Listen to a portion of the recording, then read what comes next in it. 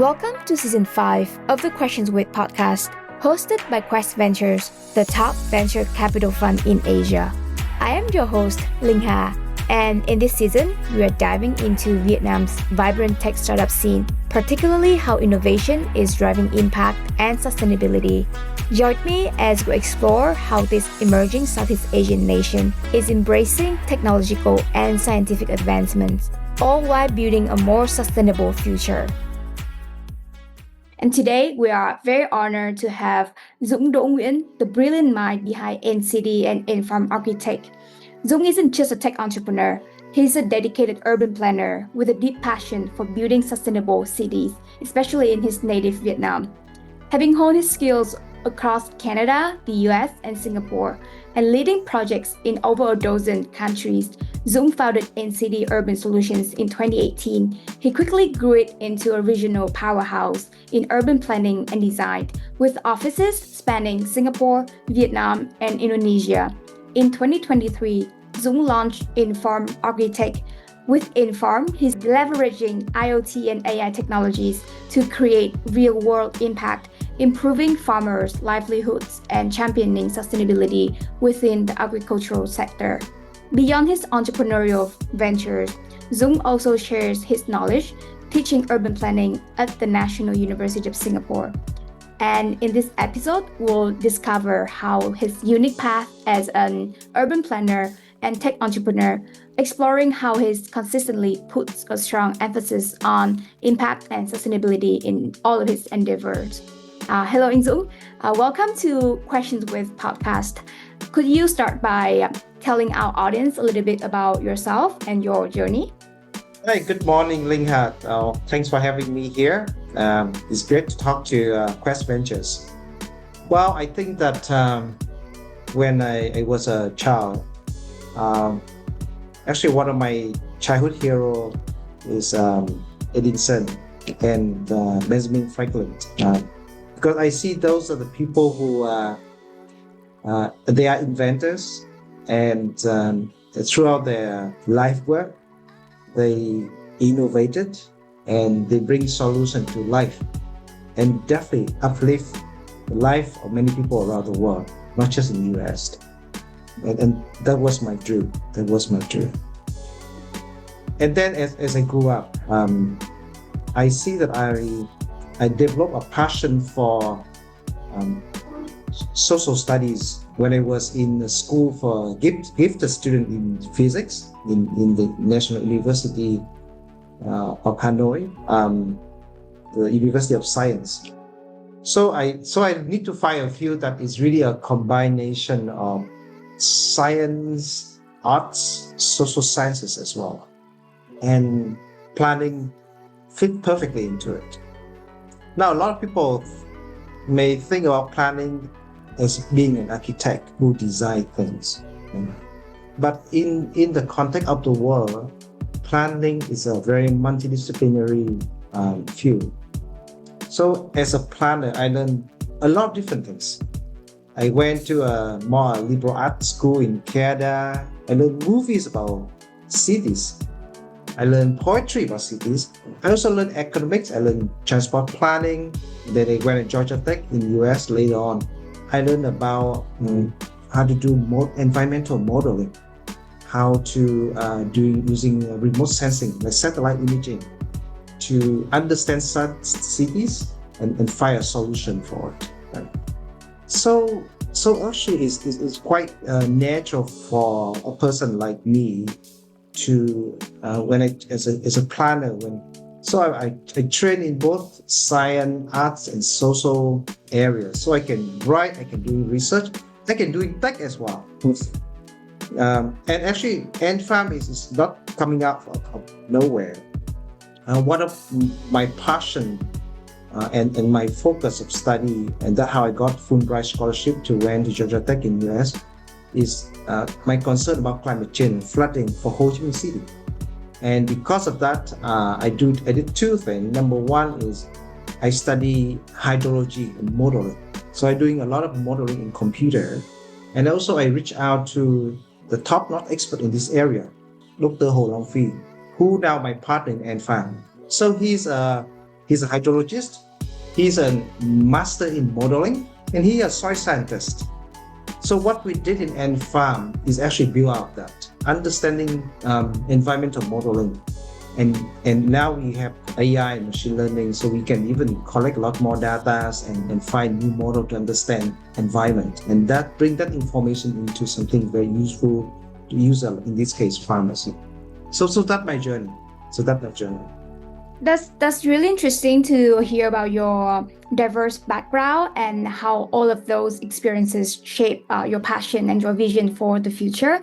So before we jump into your startup, I want to like pick your brain on the bigger picture. So you have worked on significant urban development projects across Vietnam, from Ho Chi Minh City to Dong Nai and Bình Dương. How would you describe the current state of urban planning in Vietnam? What have been some of the most notable changes or trends you have observed? Well, I think that there's two aspects to the story, right? One, we need to understand the state of our cities, and on the other side, we understand the state of our practice, urban planning practice. So let me talk about our cities first. Right? Now, Vietnam is a country where the public investment more equally distributed among all different sectors, cities, and rural areas, which is, if you look at as a country as a whole, it's actually a very good thing. So the gap between the rural area and the city is very minimum in the context of Vietnam compared to many other Southeast Asia countries. If you go to Indonesia, I would say the worst would be the Philippines. The gap is huge. So a lot of people may be impressed by the skyscraper in Makati, in Manila, or Jakarta. But if you go to the rural area, you see that, wow, the farming sector is 20 years behind Vietnam. So I would say that in Vietnam, the good thing is the government really focus on supporting a more inclusive development, right? Now, the challenge for that is definitely our city is underinvested because we spread out the investment. We hear that a lot in Ho Chi Minh City, for example. The city only keeps about 20% of the tax collected in the city for the budget. The rest distributed for the entire country, right? So the city is underinvested, and that's why you have congestion, you have flooding problem, lacking of green space, right? You have very poor infrastructure system, right? So that is the big picture in terms of the policy, how it will shape the cities, and also a lot of study like by the World Bank as well has pointed out that the gap in terms of productivity of urban agglomeration of big city like Hanoi, Ho Chi Minh City, and the smaller city are narrowing out down. It's narrowing. That means that there's no big benefit for a company to locate in the city, because what you get in terms of productivity is you will lose through congestion and housing cost, right? So that's a big picture we have here in terms of how city look like here. Now, but there's a bright spot. Now, Vietnamese people, very adaptive, very resilient, very flexible.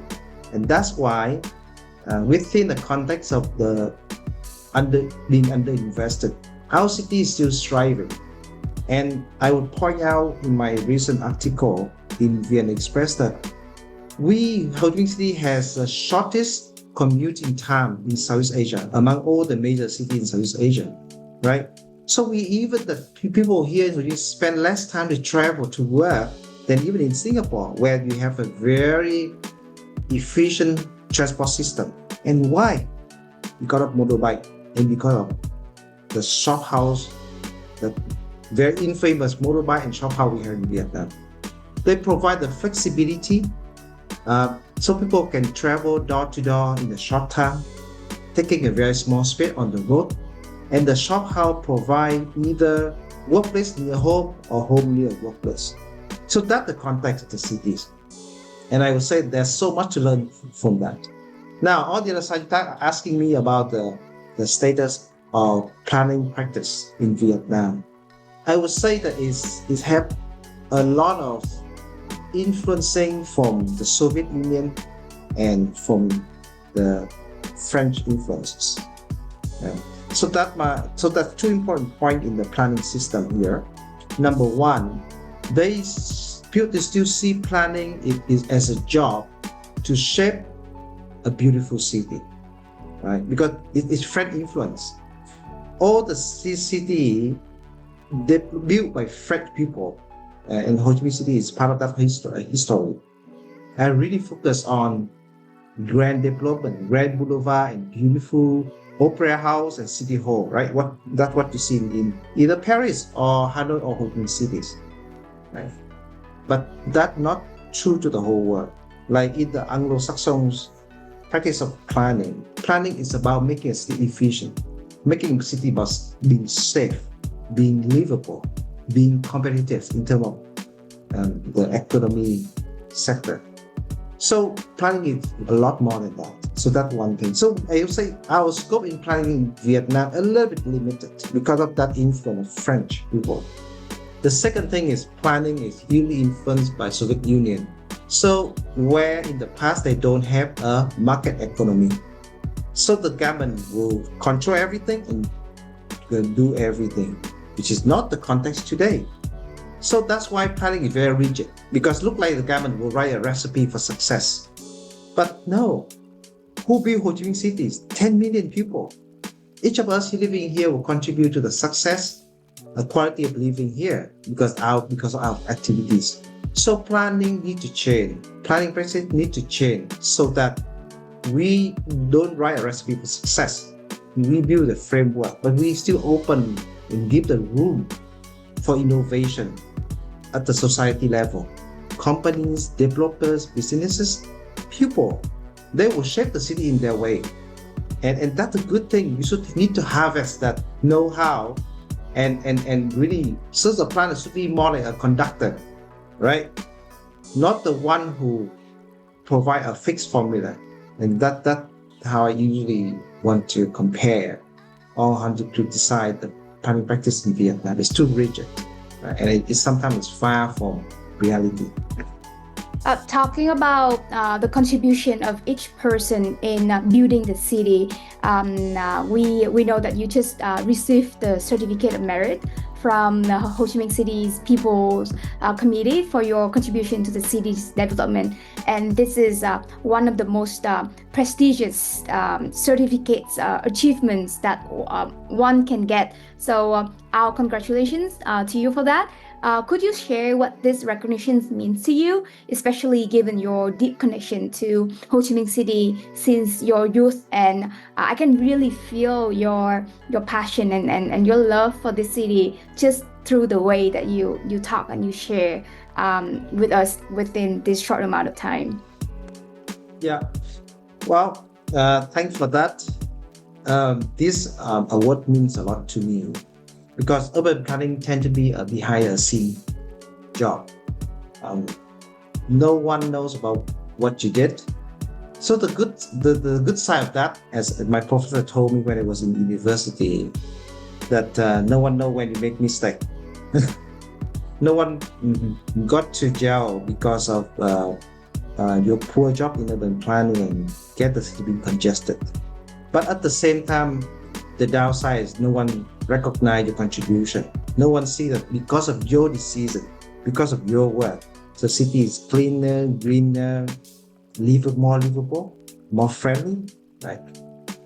No one see that. So I think that this is really meaningful to me. I really thank you to the Ho Chi Minh City government as a whole, especially the Overseas Vietnamese Committee, who recognize myself as one of the 50 outstanding overseas Vietnamese who contribute to the development of the city in the last 50 years. Most people in the list are scientists and professors. I think only one or two are actually coming from urban planning practice. So I think this is really a big recognition for what I have done for the city. And no, Ho Chi Minh City is not my birthplace, but it has been my greatest classroom. We learn from the city every day, And I hope I'm a good student. I mean, I contribute back to the learning that we have in this great classroom here in enCity. You have made quite a significant transition from established urban planning to launching enFarm Agritech. What motivated this shift towards tech and impact entrepreneurship, and specifically, what inspired you to found enFarm? Yes, and I shared at the beginning, enFarm didn't come out of nowhere. I had a passion and a concern as well for climate change, so environmental issues. And I did study environmental modeling and also did some work with Dr. Ho Long Pri, who's a top-notch soil scientist, a master in modeling.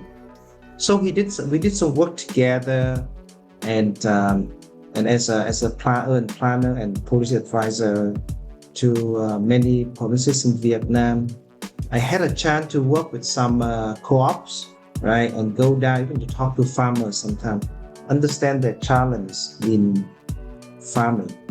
And what I realized is now farming in Vietnam is a risky business, full of uncertainties. Now, a farmer is actually a business person.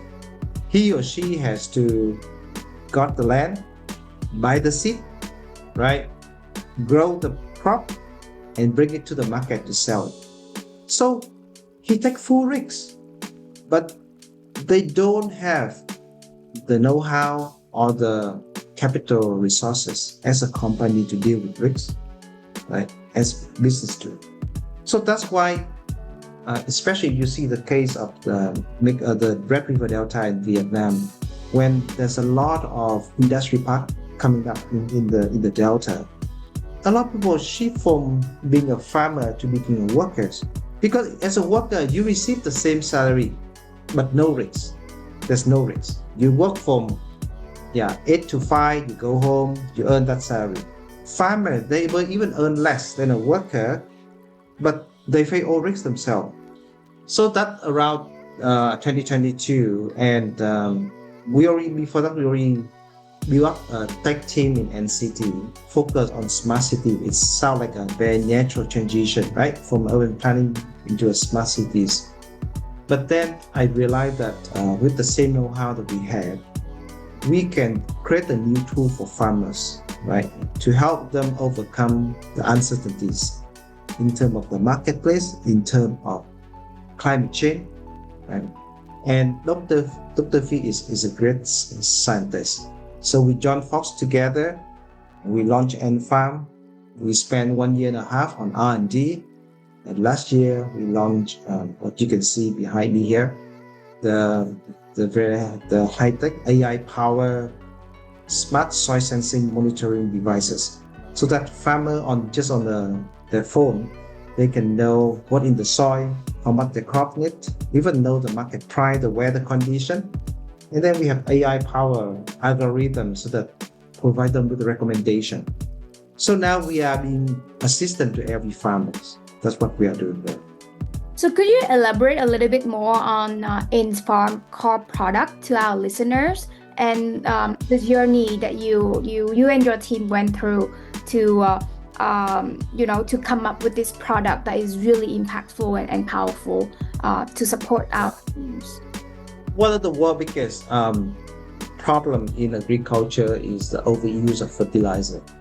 It may be shocking to you and our audience to know that 60% of applied fertilizer is not absorbed by plants. Why? Because now we actually don't know what in the soil. We don't know exactly how much the plant needs. So we have a formula. At this certain time of the year, apply this much, right? Apply this kind of fertilizer. But every farm is different. And then you have weather change, right? Climate change. You have different kind of farming practices, right? Farmer even use different kind of fertilizer. So every soil is very different. And that's a huge waste. And that's not just a financial burden to farmers. I estimate that each farming household in Vietnam may lose 1 to 2 months of income every year because of overuse of fertilizer. But overuse of fertilizer also damages the cropland, because This is chemical, and the more you put into the soil, right, you actually killing the environment for organic matters. So that to maintain the same nutrient condition for the crop, you have to put more next year. So it's a circle that is very concerning to farmers and environmentalists. Right? And also fertilizer is the main source of greenhouse gas emission, 5% globally. So now, as a Food and Agriculture Organization, an UN organization, they projected that by 2050, the food demand will surge 70%. At the same time, we all have the commitment to drive our emission to zero, right? How can we do that? So technology is the solution. So we must have a tool for farmer that is affordable, accessible, and more important, precise, so that they can know what in the soil and then they just apply just enough. And that's what we invented. So we combine the soil sensor, that is the technology is popular out there already, but it's right now most of the product is not so precise.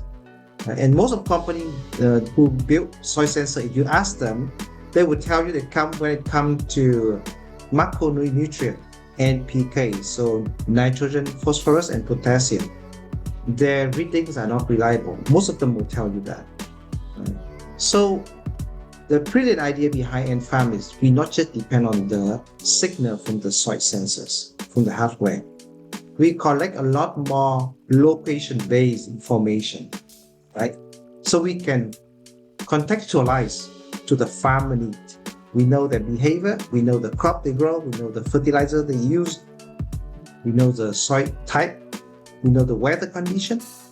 So we double the amount input into our algorithm so that we can provide the soil condition data that is meaningful to the farmers and is as precise as a lab test. Yeah, so that's the breakthrough. And then the next step, we not just provide them with data, right? If I just provide farmer with data, it's just like myself going for a blood test. I will not understand the result. I still need the doctor to tell me what is about my health, right? So we are both a lab test, we are both a lab, and we are the doctor to every farm, because with AI, with generative AI, we can read the data and interpret for farmer and tell them in local language what to do, right? So that's the idea behind enFarm. So I know that the agriculture industry in Vietnam is very fragmented. What was your go-to-market strategy? How did you convince or how did you talk to the farmers, approach the farmers, and convince them to adopt this technology into their day-to-day practice? Because I know that I'm sure that that's not an easy task at all. It's a big concern for everyone, right? There's a veteran in this field tell me why we are trying to sell product to the lowest income group in the society, right? That doesn't make sense from the business point of view. So while as a tech entrepreneur, we have to try a lot of different things. We have to be creative at the same time. We have to try. There's no textbook for this. No one have ever published a textbook how to sell to farmers, right? How to popularize a product among farming communities. So I think that while I started with something that most people will say makes sense, I tried to sell to enterprises and to co-ops, and it didn't work out. Because for enterprises, they take forever to make decision, right? And they may not trust you. Hey, you are the urban planner. How much you know about agriculture? For co-op in Vietnam, they don't actually making procurement decision. They don't making financial decisions. So the farmer actually doing themselves. Co-op is just really organized farmer to grow the same product at certain level of standardized qualities, right? But how much you actually spend on your crop is depend on every individual farmers. So it didn't work out, right? So then we start to sell directly to farmers, which is a lot of people believe it's almost an impossible task. So I would say that we work it out for two reasons. First, we pick the right niche market. If you read any textbook on tech startup, they will tell you that dominate a small niche market first, right? Don't go out to the big ocean because you tend to get lost there. So with it, we pick coffee, which is high value and highly concentrated. 90% of coffee farms in Vietnam concentrate in only 4 provinces in the Central Highland. Coffee is a product that we only sell to the high-income countries. So now, I would say a lot of agricultural products from Vietnam are aimed for a middle-income or low-income market. Coffee is the only product that we aim to the Europeans and the North American buyers in Japan. Those are the 4 top buyers of Vietnamese coffee are Germany, Italy, Japan, and America. So coffee farmers in Vietnam, they have good income and they well aware of the high environmental standards. So I was very impressed about them. Now, and one figure to tell us that Vietnam is just, I think, 1 or 2% behind Brazil, right? In terms of the total amount of coffee harvest considered sustainable. We are 1/3 of their land area for coffee and just 50% of their production quantum. But we are matching with them in terms of sustainability when it comes to cultivation. And that tells you that our farmers are highly aware of environmental standards. Last but not least, for coffee, and I have to say thankful, those are the farmers who grow coffees in Central Highland. Most of them are very hardworking, very open-minded, and that is really special for the coffee grower because most of them are immigrants. They are the people who come from the north and the central of Vietnam to the Central Highland during Kinh tế mới, new economy. So the government of Vietnam in the past tried to relocate people from landscape regions like the Red River Delta and the central Vietnam to the Central Highland, where the land is abundant and very fertile, right? So this is a migrant people. They are determined, they're hardworking, but they're very open-minded and they're willing to change. So we aim for that, and then of course later on we expand to durian, which is also the highest value in terms of revenue per hectare for farmers and very difficult to grow, very sensitive to wear the chain, and that's the perfect product for enFarm because they need the tool, right? So we go there and then we run online ads. So we are not going down and talk to farmers because the challenge of selling in the rural area that it's really spread out, and your logistic cost will kill your business. So we run online ads, and most of our customers today, now 80% are farmers. Most of them order online and then we just ship to them. And so that is saving a lot of cost for us, and we can aim the right customers, right? So that's how we do it. And of course now we are going back because as we are already built some good name out there and a lot of farmers adopt our technologies, we start to sell to enterprises again. We start going back to sell to the big corporations, right? Because we have the trust, right? And then start expanding to other markets like the Philippines. And are you still focusing on the coffee market only, or you have expanded to other sectors as well? So coffee and durian still the biggest market for us, especially durian. We are working on a few other crops, right? But I have to tell that a lot of people buy us to use for other crop already, because as a sensor we can measure nutrient in any soil. It's just that when it comes to recommendation, it's only available for coffee and durian, right? So even that if the customer they don't use coffee or durian, it's still very useful for them. right? So a lot of customer actually growing something else, and I hope that this year I can add a few more crop in our recommendation list. So, pursuing both profit and impact can present unique challenges. What are some of the biggest obstacles you have faced in balancing these two objectives with enFarm, and how you have worked to overcome them? Yeah, so I think that definitely is not easy at all. I would say for me, the there's two biggest obstacle we face. First, I always ask myself how much I understand farmers.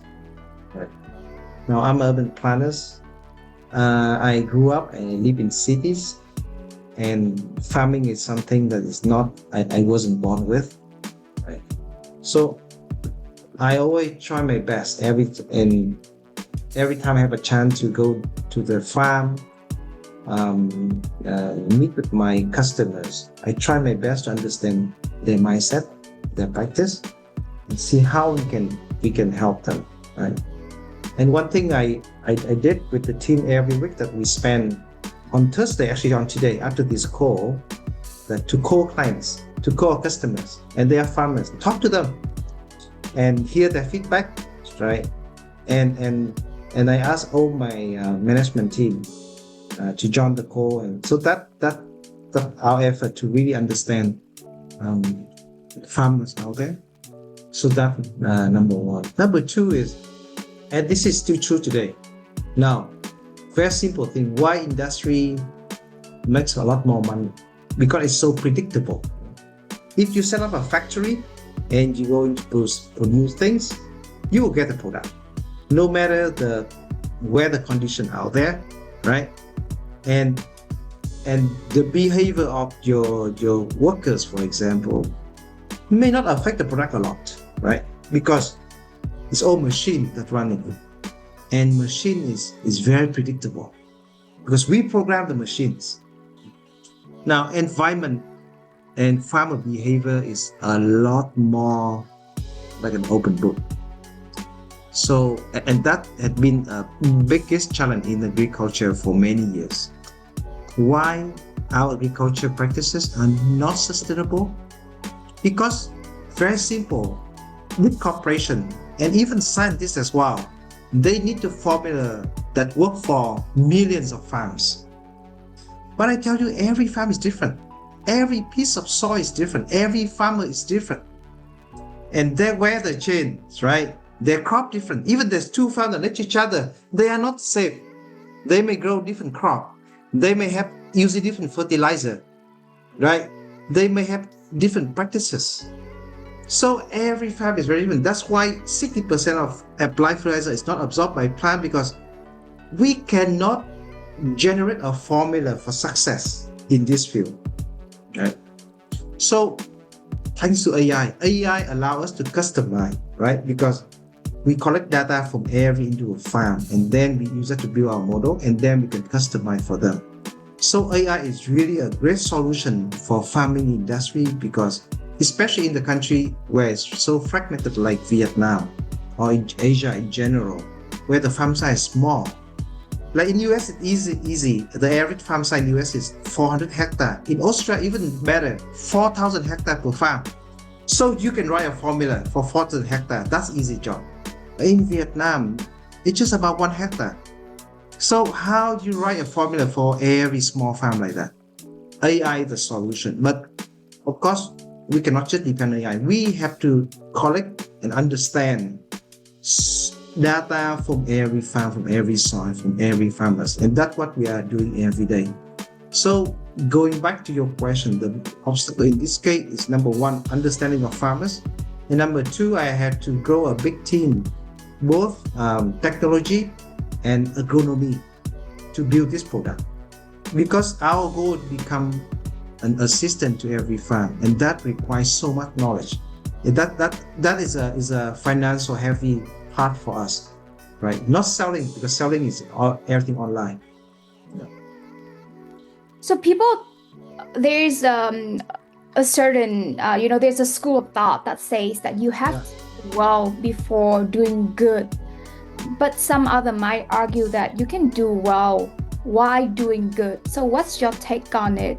And when they talk about doing well here, as in like doing well in terms of finance, you have to have like a financially sustainable business first before being able to create impact for others. So yeah, I'm curious about your take on this as an urban planner and a tech entrepreneur of a social impact venture, I would say. Yeah, so I think what they say is right. And as a company, you need to sustain, right? Um, so I think that my my two takeaways. Number one, we need to be very creative, right? And question our model every day, every day. So I had to try so many different things every week to see that how we can scale this, right? And you have to adapt very quickly, right? Otherwise you cannot survive, right? So for example, durian had been our biggest market. Now the durian price slashed this year 2/3. So farmers are in big trouble, right? And that of course affect us. So because of the catnip, right? The heavy metal that the Chinese importer found in our durian, and that lead to a 100% check at the border, and that's a huge problem for durian grow and durian business in Vietnam. So we immediately launching our program that help farmers to check the cadmium in the soil, in the trees, right? And so we want to be success. We need to make our customers success. That's the only way. So we're working very hard on that. And of course, we have to put some investment into it, right? But I believe that if I can solve the big problem for them, we build the trust. And if I can help them to regain the market, I have the market as well, right? So we have to be successful together, right? Now, another side is that in our field, I would say when you work with farmer, trust is number one. If you don't have that trust, you cannot sell to them. And they are quite sensitive. If they find you are not so trustworthy, yeah, they react strongly. So I would say that in this field, you must do good first, right? They must see you as a giver, not a taker. So there's no other way. There's no other way. So it's not even a choice. Yeah. So one way I would say that I want to make our customer successful, so we can be successful. On the other side, we have to do good first, right? So that we build the trust, and hopefully with that trust, we grow our market, right? And at the same time, we are really try our best to optimize everything inside our team, so that we can be resilient. We can sustain our business. So the two keywords would be trust and optimization. Yeah. Yeah. So from your perspective as an urban planner and tech entrepreneur, how do you see Vietnam moving forward with its recent focus on digital transformation and science and technology? No, I think that very strategic, and that is the right thing to do. Vietnamese people are very open-minded. They are very quick to change, quick to adapt, and embrace new things like technology. So I think I definitely see that in our DNA. Right, this is the right direction for the country. I would say that the obstacle to embrace this is actually come from the institution, right? The policy direction set by the government, but can the government, as the biggest institution in the country, embrace it themselves? And I think that we need more time to observe. I definitely see the determination from the leaders, right? They push things beyond the boundary, and now government officer has to move faster. Yeah. But when it comes to technology, it requires more than determination. I would say it requires patience and also the willing to take risks. And that's always the problem of any government institution, right? How much the government and government officer want to take risks, right? But I see that an opportunity for us as well. We just in April we made the first contract with a government, and I was surprised. It come from a small district in Mekong Delta, and they decide to purchase our products to support their farmers. So that's a good sign. That's a good sign for us. And then I think we see that coming up more in the next few months or next few years when the government now have a bigger budget for science and technology, and they also under the pressure for digitalizations, right, and green transformation, especially in the field of agriculture. So we are start talking to a lot of provincial governments on this matter, and that can be an area where a product like enFarm, an impact solution, now being supported by the government. I'm looking forward to working with our government here. So we have covered a lot of ground today, and from your fascinating journey as an urban planner and tech entrepreneur to the innovation work of enFarm, and even a broader look at Vietnam's transformation. So now let's bring it back to you, the person behind all of these impactful initiatives. After all of the work that you've been doing, what could be the reason that makes you happy and call it a good day? Well, two things, right? For me, it's always about the progress that we make.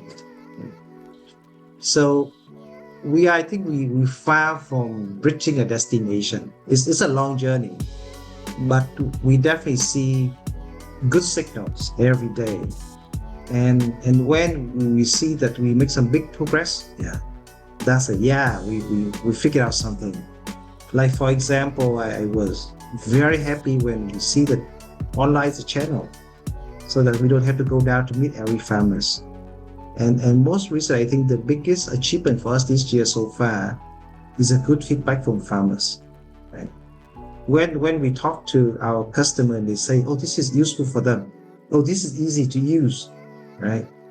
And then that means okay, we do the right thing, and we gain the trust, and we build something that actually they see as a benefit to their life. So I tell you that as any tech startup company, we gone through crisis, right?